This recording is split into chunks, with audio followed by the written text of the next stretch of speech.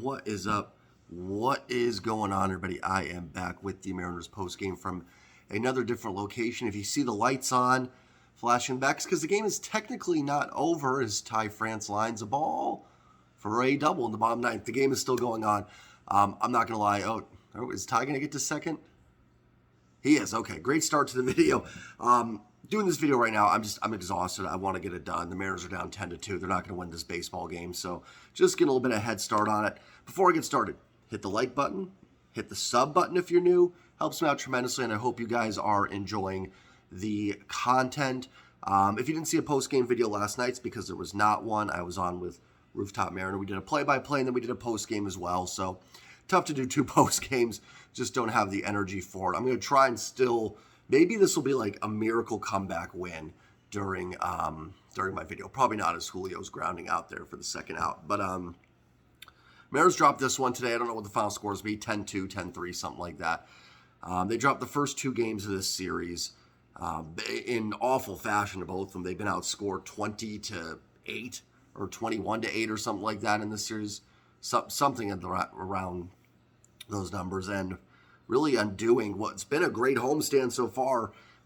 Swept the A's, won 2 out of 3 from the Pirates, but now on the verge of possibly being swept here by the Yankees, which would drop the Mariners to 6-4 in the homestand. I said 7-3, so I still got a shot for that tomorrow if they can defeat the Yankees with George Kirby on the mound. So that's still out there. Listen, 6-4 homestand isn't something I'm going to say like, oh my gosh, they didn't go 7-3, they went 6-4. This is going to end the game. So the game is now officially over. Let me turn off the television here. I'm sure you guys are enjoying the lighting. Did I drop the remote? The lighting's terrible, so I'm actually going to turn the TV back on. I could just waited 2 minutes, couldn't I have, and just done this? But anyways, now let's dive into it. Obviously 6-4 on the homestand doesn't make a big difference between 7-3 and 6-4.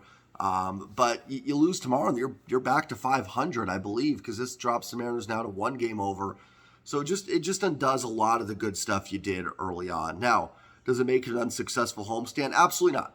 Absolutely not. 6-4 is good. If you can keep going 6-4 in 10-game increments, you'll be in good shape. But it just feels like a bit of a letdown if you can't find a way to win tomorrow after how good this homestand started. And the next road trip for the Mariners is not an easy one.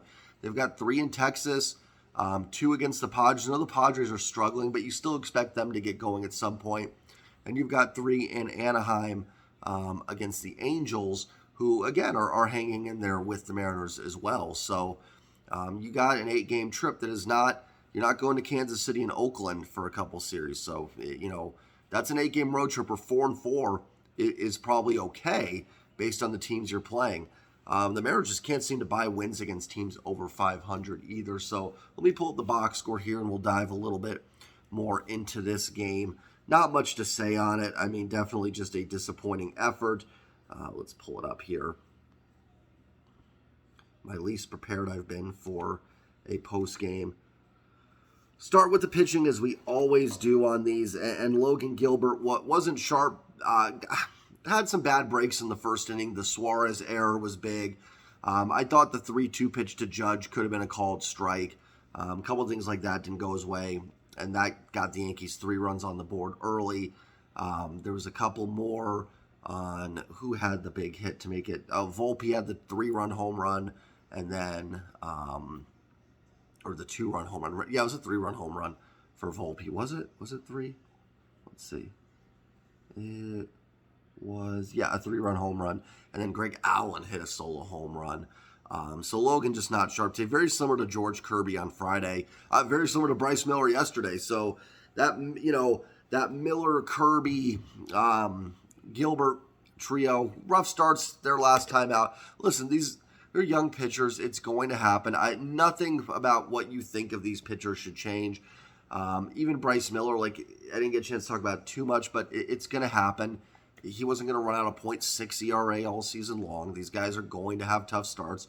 Logan's been solid. He's probably been the least solid of those 3. Still been really good. We saw Logan dominate the Braves 2 starts ago, so we know he can do it. We've seen George Kirby have great starts. It's going to happen. It's why,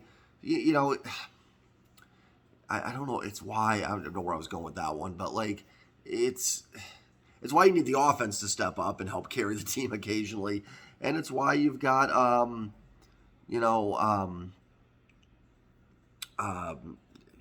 you know gosh, I'm sorry that my train of thought is off right now. I'm getting text messages and stuff, so it's just appearing right here. Um, it's why the Robbie Ray injury matters. It's why I'm not that hard on Marco. I mean, yeah, Marco had a couple bad outings too, and he's bounced back and pitched pretty well after that. So it happens. It's unfortunate that it's kind of all been in succession here a little bit for the Mariners. It's a shame that Logan struggled after Bryce Miller. We'll see what George can do tomorrow. George Kirby, we'll see if he can bounce back and have a big start for this team to get him back on the right track. Tomorrow's kind of a big game. It's certainly not anything that I would say is season-changing, but you don't want to fall back to 500. Then you're going to Texas where you could lose a series and you could quickly be back under 500 right now.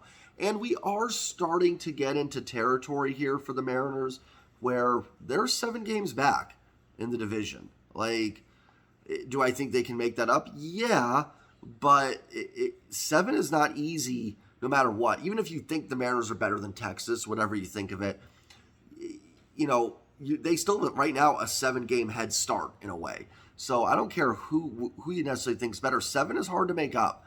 And if you lose tomorrow, it could easily be 8. And then you go to Texas. I'm not trying to get doom and gloom. You guys know I'm pretty optimistic, but this could be 9-10 games back if the Mariners don't start playing better ball. And I get it. The Yankees are a good baseball team. But you didn't have to face Garrett Cole this series. Herman's okay, but he's hittable. Cortez has not been great this season. And the offense hasn't been awful this series necessarily. But the pitching's kind of just kind of taking a dump. And the Yankees lineup, it's not a lineup that I think the Mariners pitchers can't handle. If you can get past Judge, Torres, Judge, Calhoun, LeMahieu, Kiner Falefa, Bowers, Volpe struggling, Trevino, Greg Allen. I mean, that's not a lineup that Logan Gilbert, George Kirby, Luis Castillo, Bryce Miller, whoever you want it to be, shouldn't be able to at least keep to 2-3 runs over 6-7 innings. So definitely just disappointing all around. Now, obviously, the Mariners only about 3 games back in the wild card as we switch back to the playoff talk there.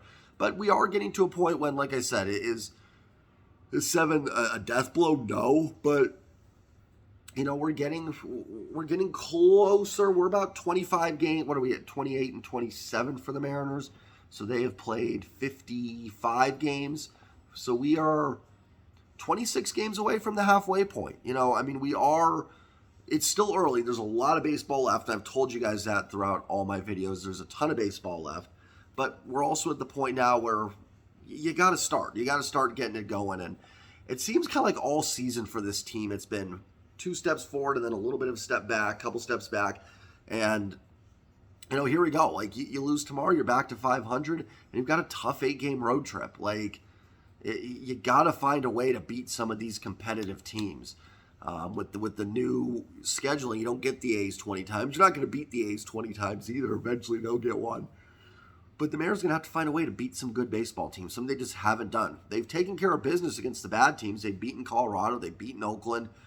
Pittsburgh, I'd kind of put in the middle. But the good baseball teams, they've just really, really struggled against these teams. And, yeah, it really feels like you got to get a W tomorrow. Again, I never put one game as season-defining or anything like that, but you want to get it done.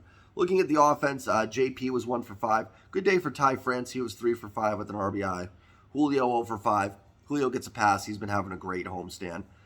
Teo was 1 for 4 with a walk and an RBI double or single. That's good to see. AJ Pollock 0 for 2 with a walk. Trammell was 0 for 1. Gino 1 for 4. Tom Murphy was 1 for 1 with a walk, so he reached base twice. I'll get into the show in a little bit. Cal was 1 for 2. Pinched hit. Caballero was 0 for 4. Haggerty was 0 for 3 with a walk. So not much offensively, only the 2 runs. I'm not getting into the offense too much. The Mariners just dug such a hole early. It was going to be tough, to get out of that. So it's kind of hard when you get down 6-7-0 because it just changes the way a pitcher can pitch in a game. So not going to criticize the offense too much today. Do want to talk a little about the show we got in the, I don't remember what inning it was. Um, if it was off of Kings, I want to say it was the seventh inning. It was the sixth inning. It was sixth or seventh inning. I don't know. But Tom Murphy had a check swing. Now listen, I don't think any of this had an impact on the game. The Mariners weren't going to win this baseball game. But Tom Murphy had a check swing on a strike three. Didn't look like he went, but whatever. I don't get too much into that. Oh, excuse me. First base umpire C.B. Buckner said he went around. Tom, if you watch John Boy, he did a little video on it. Tom pretty much said, like, that's terrible. You're terrible, CB, with a couple expletives put in there. And as John Boy said, and he's right, usually the straw that breaks the camel's back with umpires isn't so much if you say, like, that's rough, that's terrible, that's terrible. It's when you say you. It's when you point at the ump and go, you're terrible. And John Boy mentioned that in his little video, and he's right.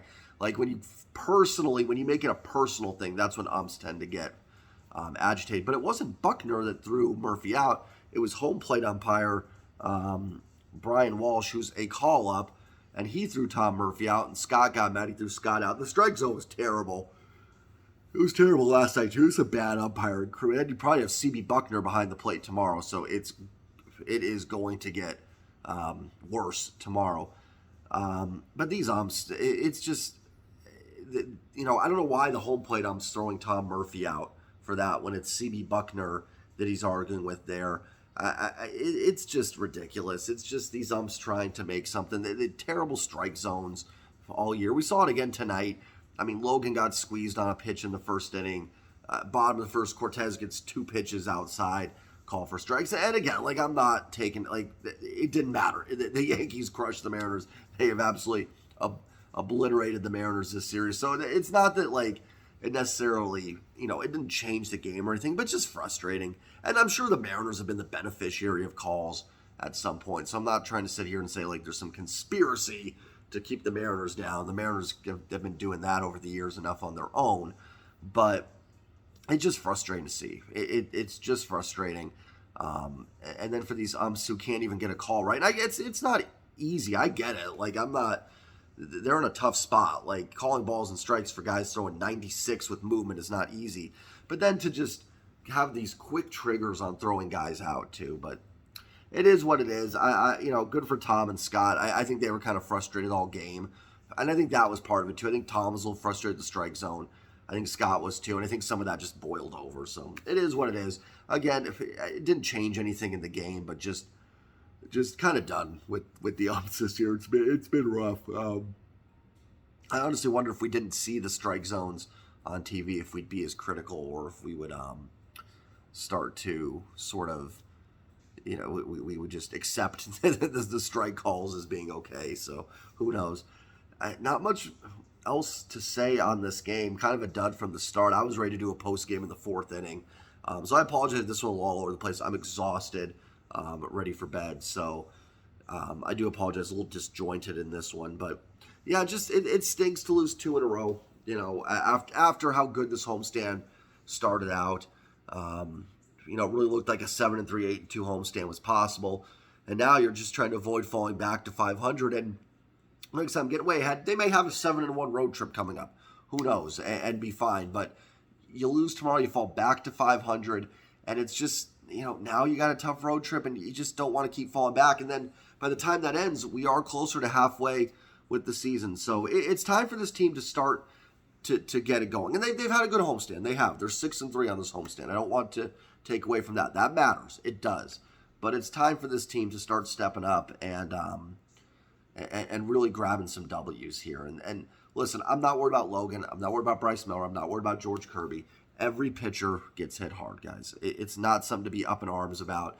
It is going to happen. It's going to happen. We've seen it happen to Luis Castillo in Boston. These guys are not, every pitcher. Felix got lit up sometimes. Sometimes it happens. So nothing to be too concerned about there. It's frustrating because really could have used some good pitching performances this series. Obviously, there's never a series where you don't need it, but especially here, it would have been great to have from Bryce and Logan, but just didn't have it. So hopefully George does tomorrow. Not much else to say on this. Nothing too profound to get into. Julio did win Player of the Week. That's cool. And yeah, Andres Munoz made a rehab appearance today. He cannot get back fast enough, in my opinion. just to help that bullpen out. But wouldn't have mattered the last 2 games. Starting pitching needs to be better. Haven't said that too often, but it does after the last 2 games. Hit that like button, hit the sub button. I will see you guys all tomorrow night with hopefully a little more coherent ramblings and rants on the game. So hope everybody has a great night. Go Mariners. Take care, everybody. Peace.